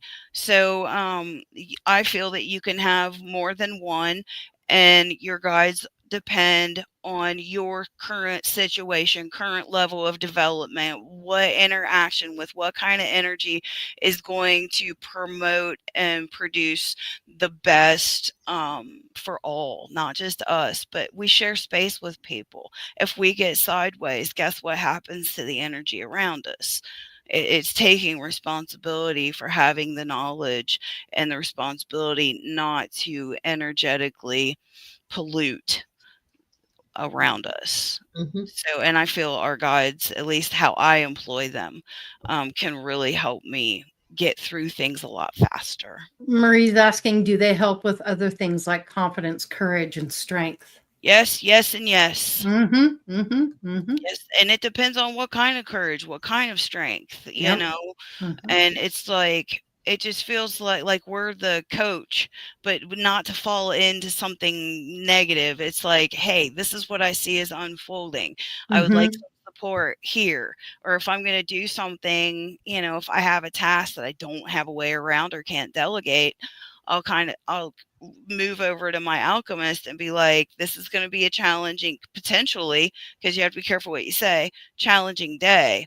Can you walk with me closer today to help me keep myself safe? So it's, yeah. What is the master teacher or master of whatever subject they're into? So, like with Jesus, it's a lot about love, working from the heart space. I'm not embraced a whole lot of Eastern philosophy, but from what I have connected with, it's about enlightenment, oneness. When it comes to my pantheon, my home pantheon, if you will, it has to do with learning to stand in your own strength, not saying, gimme, gimme, gimme. It's like, do it for yourself. ask for support, and it's like as we move forward, you can feel the energetic support and whatever facet. I agree. Yep, I agree with A that. master teacher can also be an angelic or someone, a general universal citizen that was really good with, let's say, astronomy. Right. And you're trying to learn astrology, excuse me, and you're trying to learn about the planets and astrology. And sometimes I'll have to get really quiet to do that because I get distracted easily. And to me, astrology is not an easy subject. Right. And so I have memory retention issues. And so what I read today, I might not remember 8 hours from now or tomorrow, but it'll come back to me like 2 weeks from now or a month from now. That's pretty freaking accurate. So what I do is I'll sit down and meditate before I spend time studying a subject like that to learn more about it. Like right now I'm learning about the different houses. Nice. And I don't remember from one, and I'll take notes, okay, but it doesn't stick with me so that I can have a conversation with you about it. So what I'll do is I'll sit down and breathe, and I'll ask for an energy to come in that can teach me what I need, what is it I need to know and focus on today. And what that does is it keeps me from trying to do too much, because I'll go for 3 or 6 hours on this stuff, folks, no problem. I use it like mindfulness, so I think, before I know it, I've been doing it for 3 or 4 hours. Well, of course I don't remember anything. So what this guide will do is come in and help guide me through it in a more gentle way. And exactly. So I'm not like bombarding myself, with, but it helps me. And then if I want to remember something, oh shoot, what was the center? What was the Stargate called? And I'll hear and I'll feel the energy come in, and that exactly. Remember, that said, it never calls me stupid or anything. That would be me, my ego. So what it comes in and it says is it right? Yeah, go ahead. No, go ahead. Go ahead and finish your thought, and then I'll say mine. Oh no, I'm done. Thanks. Oh, okay. I was gonna say for on Sophia's slide how it says yes, you must share.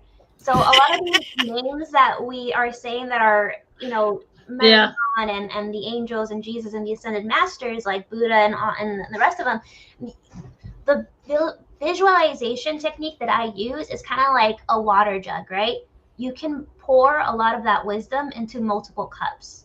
So just because they're talking to you doesn't mean they're only talking to you. They're just pouring your cup for a while, and then they go back, and then they pour another cup. So that's the way I see Good analogy. Yep. How they can be in multiple places at once. Yep. Agreed. Yeah. Metaphor. I mean, for an example, I know 3 people that claim to be a reincarnation of Persephone, and I believe all 3 of them because, like they said, the ascended master. Essence of that energy. They can, ascended masters have so much energy to the point where they can put a bit of themselves in a bunch of things at once. That's true. Yeah. Not just people. They do it with animals and plants and whatever. That's my understanding as well. Yes, agreed. All right, next slide. Let's go, kids. All right, time and place to create sacred space. That was my philosopher interjecting or applauding me as I manifested that groovy little quip there. Meditation, real quick interjection. Not all meditation is created equal. You have active, inactive meditation. Whatever calms the mind, in my experience, counts as meditation. Whatever helps you release the challenges of the day and to say, get to a place to where you can feel the peace and the love. That is a form of meditation. Drumming, dancing, gardening. The static meditation has its place. But you got to be careful with driving. That's true. Get a focus, not traffic. Yes. Yeah, me no meditate when driving. No. Highway, I can see that, but yeah. I've even said, do not send me a vision. I am driving. Right. One thing that I've noticed is if I have a meditation that incorporates music, my joy guide's all about it. Because I start moonwalking in socks, in the kitchen, doing my thing. I mean, he's like, all right, let's go, Sophia. And yeah, meditation is definitely. I got a video, but we'll have to say that after the show. No, I just pictured Tom Cruise sliding out in his socks and shorts with the broom and Robin Williams. There we go. Yes, yes, yes. I was gonna say with the active meditation, it could even be like a puzzle. I feel like the key is whatever makes you present and calm and like in the moment. And then once you're at peace, right, then that gives room for your guides to come through. Yes. So whether, like we were talking about in the chat, whether it's stagnant, right, or like sitting still and practicing your breathing techniques, because I know breathing might be simple. It's something that we do every day and it's something that we do automatically. But if you put intention behind your breath and you actually take 3 deep breaths, it's scientifically proven to alter your chemistry in your brain. It does. So, yes, it does. Practicing breathing techniques, like if you do any martial arts or any yoga or working out and stuff like that, they tell you that you have to pay attention to your breathing. It's the same thing with meditation. Your breath is very important. Yep. So if you're doing stagnant breath work and doing quiet meditation like that, you can even hum. That's why sometimes like the people in the Tibetan monks, they'll hum or they'll all synchronize in that same like the ohms. Yeah, the ohms, or like saying the chakras. It's the same thing. Anything that gets you into that like repetitive, peaceful heart space of allowing to be present, that's meditation. It doesn't have to be inactive or active. It's whatever gets you into the zone. Yeah, and YouTube has a lot of places that you can go to where people have breathing techniques, and you can follow along with it. I highly recommend you try that because it will shift your energy in a way you never realized was even possible. So, well, I like it's powerful. What Scotty is saying. What Scotty is saying here, and what you just said, Jazz, and what Lori just said, and I'll add physical exercise. I have a physical exercise program that I use instead of the meditation where I'm just sitting here and breathing. I want to get my vibe up, and I want to get my juices flowing, and I'm trying to burn calories, but more importantly, I'm trying to stretch certain muscles in certain ways. I'll turn on a certain kind of music. I like some of the old rock and roll classic music, okay? Yeah. And it really rocks me out, and I can rock out to it and move my upper body and lower body, but I'm thinking of a problem that I'm trying to resolve, and I'm asking Spirit to help work with me on ideas or suggestions for how to approach a certain person in a certain way with some of my ideas or suggestions. So they're helping me with a communication purpose. And I've put that into my meditation while I'm exercising, because it's the frequency of the music and it's the motion and movement of my body that's getting me into a place where they can come into a space and do it with me. So I've got Nate running next to me in his kilt, seriously, because I'm ready to rip my brother's head off or something. And so what I'm trying to do is find a way to communicate with him in a positive way. So they'll come in and make jokes, and so it's the combination of physical, sound, and breathing, but it's how you're breathing while you're exercising that matters too, and then you can make the vocals too. Agreed. There's a good book called The Psychic Witch, and it goes over different breathing techniques where you have like lunar breathing, where you breathe to the phases of the moon. You have elemental breathing, where you breathe different elements. So it helps you get engaged with all these different types of energies. So if you guys are curious about that, you can do that too. The only precaution I would say is if you do anything on YouTube, be careful of the meditation. I would listen to the meditation actively first, because sometimes when people put in like some weird things in there, and you don't want that going into your subconscious if that's not what you want. Good point, Jazz. Good I point. would listen to it first and then go into discernment. Have some discernment. Yep. And there's something else I want to mention with that. Sometimes people go to videos that are like hours long, and then they'll go to sleep with it. Be sure your algorithm isn't going to throw you in like you pick a 4-hour video. Yep. And then your algorithm is going to throw you into something way different that's going to throw you out in left field and mess it all up. Yeah, because Mhm. you're still listening. That's subconscious. You're sleeping, so your subconscious is absorbing all that information. Yeah. You want to be aware of Yeah. what you're absorbing. Yes, Yeah, agreed. yeah. The next thing you know, you're going to want to play Raid Shadow Legends, and you won't know why. Right. From experience. Oh my gosh. Okay. So, Sophia, can I ask you just one more thing? What's up? Goes back to the sacred wheel. All of these different traditions have the sacred wheel. The American Indians have their medicine wheel and rituals honoring spirits to the north, south, east, and west, and there are certain energies associated with those directions. Mm-hmm. And then you have your Norse traditions or pagan traditions that have the same thing, that the different directions. And I got triggered just now by what something Jasmine just said, which was not triggered in a bad way. It was reminding me that there are these different energies and so you call in the spirits from those different directions Mm-hmm. to help you with certain things. So if you wanted to work with personal transformation or work on anger management issues or depression or anxiety, who would you call on? For me, that would be well, that would be Suzri, which is the guardian of the South. South energy. That Okay. has to do with fire, creation, destruction, transformation, cleansing, and purifying. So if I'm navigating anxiety, my counterbalance, my instrument would be releasing it, taking action, looking at it.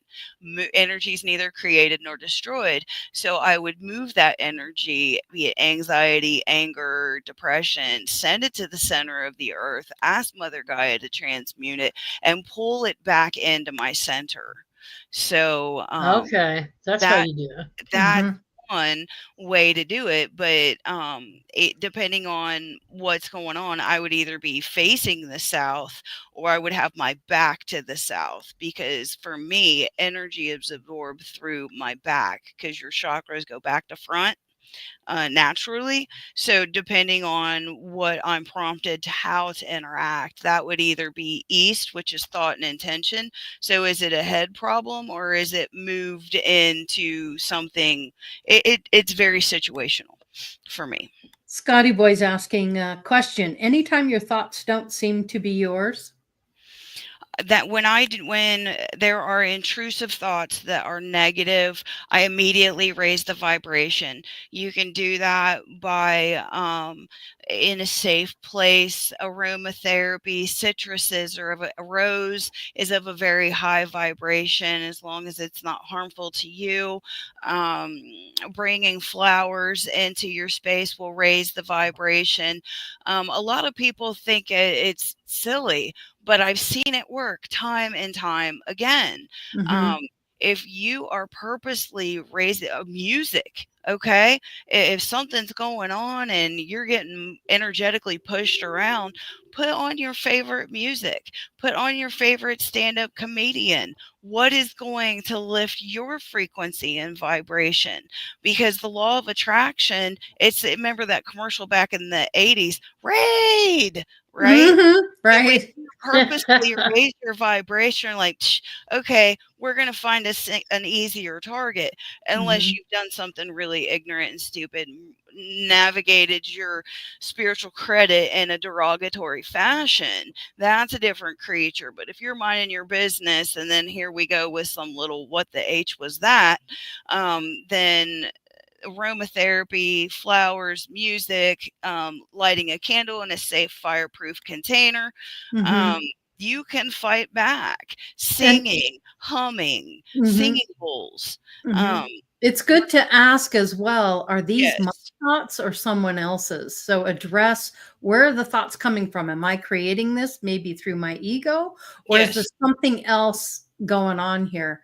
yes. Ask yourself that question and you'll get an answer for it. What am I If it feeling in doesn't feel, life? yeah, if it doesn't feel right, it's not right. If it feels right, then it is. So, Yep. yeah. Right. I Next. think the singing bowls are a really big thing. I use mine all the Or the time, and tuning I just forks. love it. Tuning forks.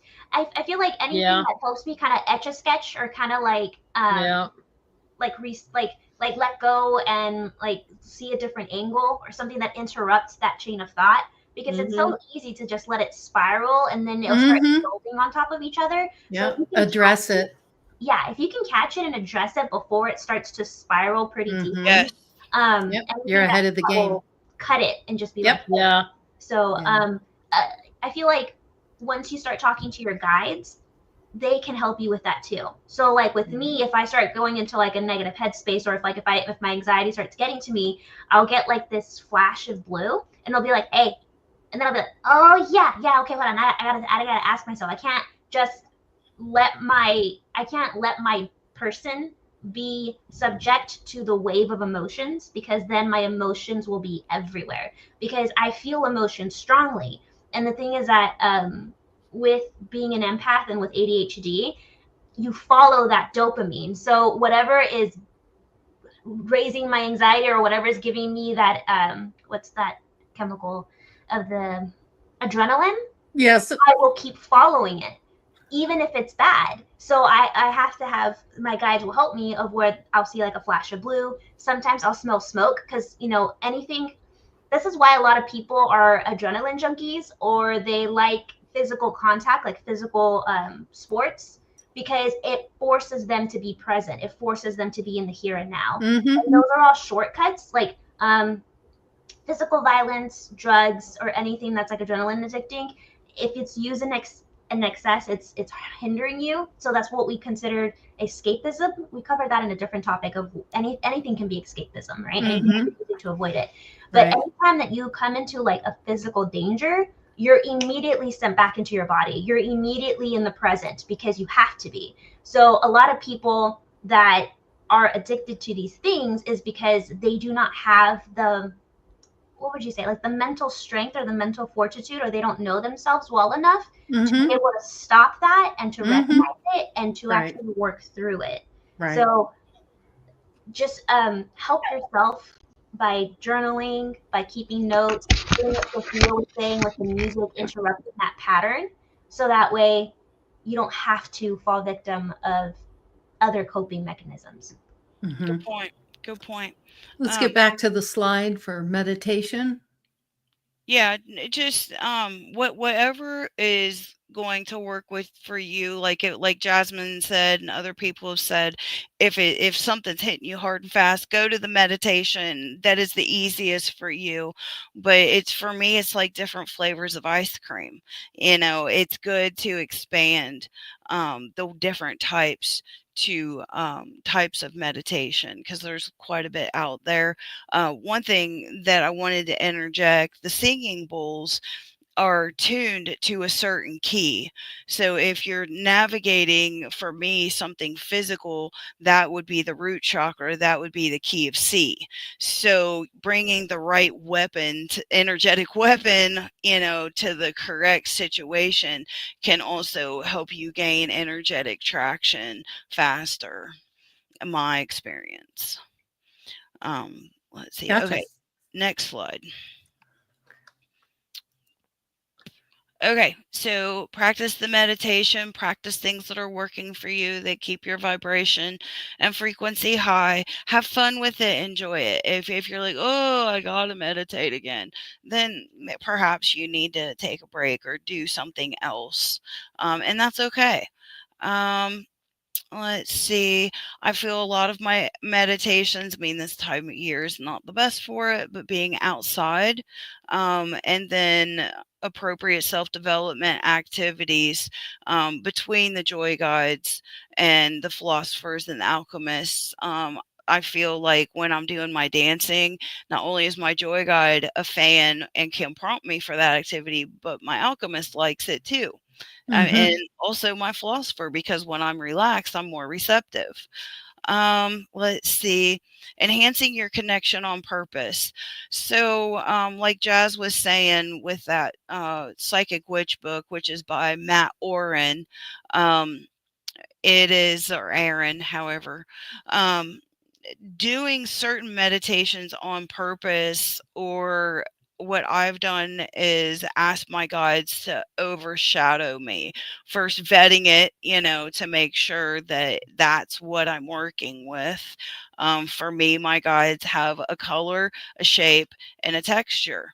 So that for me is a vetting process. That's interesting. Yes, each one of them has that 3-point of when I connect with them, that's what I experience. Good verification, because you know Yeah. where it's coming from. Awesome. Exactly. Let's see, and that enhances my connection on purpose. It is our right if it's healthy for us, if we're in a space where it's going to help us, and kind of like what Brian said, I love that, Bub, when you're like venue. I don't want to be in a meeting in my mundane job and start getting all this symbolism. That is not going to help me. So, and it's just like we were talking about earlier, since there's like 3 mirrors driving, rear view mirror and generally 2 side mirrors. I work with mirrors. So I was getting information. I'm like, why? And I looked at the mirrors. I'm like, okay. So I was like, if I am in drive, unless I'm in harm's way, you can wait until I get where I'm supposed to be. Thank you. Love you. Thank you.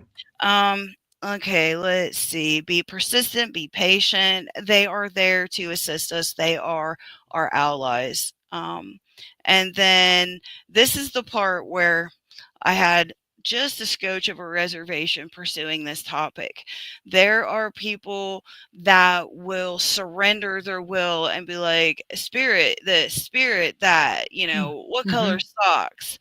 And it's just like, let's not be, I mean, while it's fun and it's playful and that's not a problem, I've seen, and to some people's detriment, that they're just like every mundane detail. It's like, you're the pilot, and if you want to be like, I'm really, what are we thinking today? Oh yes, thank you, spirit. I'll say that in just a second. But keep it healthy. Keep it healthy. If you want to use your guide to help you pick out your cereal, fine. Don't use them for every single item on your grocery list. Keep it healthy. Keep it healthy. If you do establish, thank you, Spirit, if you do establish a healthy pattern, or for example, JoJo for me is orange. So if I want to spend and lean into that energy, I'll wear orange, or I'll meditate and think of like the fruit orange, or I'll wear orange something, just to be like, I want to, contemplate and spend some time with you. So I will lean, or like for me, my protectors are red. So if I'm feeling particularly vulnerable, I will either wear red or red earrings, but then in the same token, keeping it healthy. So let's see. I think, do I have one more slide, or is that the last one? I can't remember. I think you have one more. Yes. Okay. What they can and what they cannot do. They will not instruct you to harm yourself or anyone else or go against your will. If you are having that type of experience, you are not meant to navigate things like that alone. I would say pulling your frequency up, like we talked about earlier with the energetic strategies, and if you get to the point where you feel your back's against the wall, seek help and assistance. Generally, it can be a practitioner, it can be someone in my wheelhouse, but then again, you got natural law and the law of attraction. So why are those types of things coming at you? Get to the bottom of it. Don't curl up with it. Like too precious to live a sabotaged existence. Yes. What can they do? They can assist to evolve and develop optimistic outlook. They work with you as you progress down certain spiritual avenues. They help us to work with healing energies, not only for ourselves, but others and for the planet. So the better we function energetically, it's going to have an impact not only on the people around us, the house we live in, the place where we work. Our guides are there to help us with a degree of common sense and temperance, patience, just be balanced, centered, grounded, and as gracious for your highest and best as possible. Anything else, Spirit? Let's see. I got some notes here. I really like that. Don't have you do harmful things to yourself. That's not your guides. If you're hearing or feeling that, yep, it'll only be positive. Yeah, it will not be negative. Anything negative comes into your meditation, into your mind, you rebuke it. You send it away. You say it has no power to you, and you push it out just as quickly as it came in. And you can envision your body in white light. Yes. You can call upon your guides for protection. You can do so many things. But the bottom line is to rebuke anything negative, that you will not tolerate it. You are a sovereign being of the universe, a citizen of the universe, and every entity knows that. And if you don't know your own sovereignty, you're going to have problems. Meditate on it. Well, we said it last week to some people who might have remembered watching the show last week, and we'll say it again this week. And that is when you go to make contact with your spirit guides to work on something, or if you're doing a reading for somebody, or you're doing mediumship, you never want to approach it from a state of mindfulness where you are severely depressed or anxious or uptight or feeling bad about yourself in any way, or buying into anybody else's belief systems about you. You want to make sure you have mastery over your emotions and cancel the session. Feelings and emotions, yes. Cancel the session if necessary, or don't go to the show, or don't do it, reschedule. But you want to be in a frame of mind, mind and heart. You want to have that open heart space to bring those energies in, because let me tell you, the ego energy will mask itself and pretend to be something really, really good and make you feel really, really good. And it might say something stupid like, and I'm telling you, this is stupid.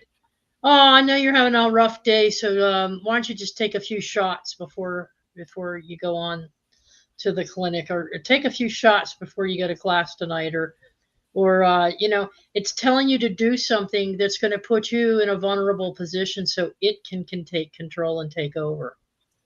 And make you think that you're connecting with a spirit of love and light and energy. And so you have to really use your discernment, but you can also use that gift of discernment to question spirit. Some people say, never question spirit. Oh, hell no, I'm going to question spirit. Question it till you're confident that I'm sure that what I'm connecting with is something for my higher good. Yep. And if you try to practice this, or you're trying to get it down, if you're in the middle of financial crisis and you're looking to your guides for guidance, I made the mistake of going there like a broken basket.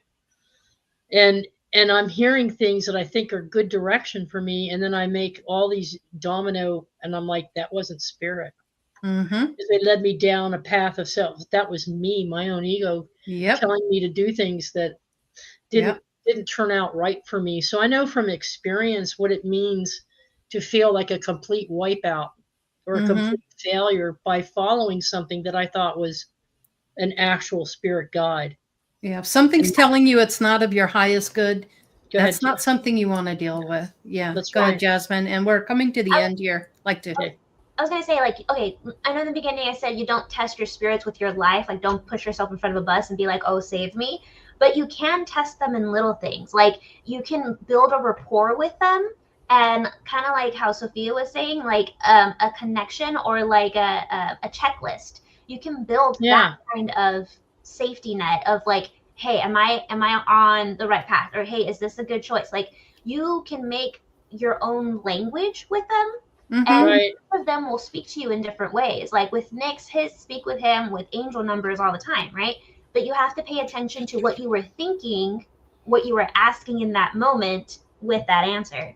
So some of them will speak to you in pictures. Some of them will speak to you in words. Some of them will speak to you in smells and sensations and memories. Like, you just have to be able to discern when it's them and when it's not them. So that's why it's really important that we go over those baby steps and knowing what your own vibration is and knowing what your guide's vibrations are, so that way you can be able to build that rapport. Know thyself. So like just asking, like, I think when I was first testing these things, because Nick has that Claire of just knowing, and he'll be like, and I hate it when people are like, because I told you so, do this because I told you so. I'm like, no, I'm smart. I don't treat me like a child. Like, I need to know X, Y, and Z, right? And I do the same thing with my guys, and then they're like, Jazz, but you won't get it. Even if I explain it to you, you don't understand fourth and fifth dimension math. You only understand your math. You won't be able to get it. And I'm like, I don't care. Tell me, so that way when it happens, I'll be like, oh, okay, I see why you did that. Explain. Exactly. And don't feel bad about your communication with your guides. They know you as well as you know yourself. So yeah, it starts with knowing yourself. Yeah, I think they know you better than you know yourself. Oh yeah. Yeah. But, when I was first starting out, I would do like small little tests to see if, oh, is that my guide or is that just my imagination? Or when do they actually sync up? Or hey, is this just some weird thought, or is this actually a message, you know? And then once I had it happen 3 times in a row, like consistency, I started building like a consistent baseline. Then that's how I build an actual foundation for it. So awesome. Excellent. Thank you. Wow, everyone. I hope you all got something good out of this, because it brought a lot of our experiences to the table, and just by sharing our experiences, hoping that you learn something from it, because we sure do. And we enjoy bringing this content to you all. So if you liked it, please give a thumbs up, subscribe, check us out next time. I did want to say that we will see you after the first of the year next week. We've got some things going on, and the week after that is Christmas. So we'll see you the first Friday, I believe, next year. Which is the 3rd. So we'll see you next year with another great show, but just want you all to have a very safe holiday. Also, I'd like to thank Sophia for all her dedication, hard work, contributions, as well as Brian Richards, Grandpa Brian, and our adorables, Nick and Jasmine, who join us almost every week. I appreciate the core group that comes in and really commits to this, because it's super important to give back, because we've learned so much from Spirit, and they're asking us to help you as well. And more people are waking up now, and they're looking for this kind of information. And we're very pleased that and honored to be able to bring this to you. So want to thank you all. So no show next week. Nope. No show the week after that. Correct. And next show the week after that, right? We'll see you on the 3rd in January, right? Okay. After the first, yes. All right. The new year. Yep. So on that note, I hope everybody has a wonderful weekend. Thanks for watching. We do appreciate each and every one of you, and always one love for everyone. And thank you, Sophia. Together we'll get through the Ascension shift. So we're doing a great job. That's what I've been told. And touch base with your guides and give it a shot. Give it a whirl. And if you came in late, go back and watch the beginning. You missed a lot of good information. Okay. Yeah. All right. Take care, and we'll see you next year, everybody. Peace. Happy holidays, everyone.